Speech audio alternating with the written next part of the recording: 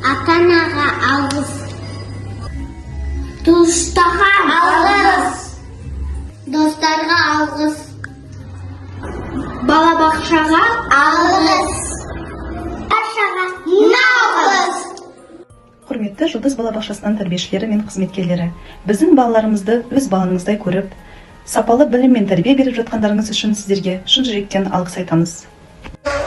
Сәлеметсіздер, мен алғыс күні мен қызымның балабақшасына алғыс айтамын, және де ерекше алғысымды білдіргім келеді. Қызымның апайларына, Асия апай, Гүлден апай, Аяржан апай, Шолпан апайларға сіздерге үлкен рахмет. Осындай менің қызыма тәрбие беріп жатқандарыңызға, көп нәрсеге үйретіп жатқандарыңызға ерекше алғыс айтқым келеді.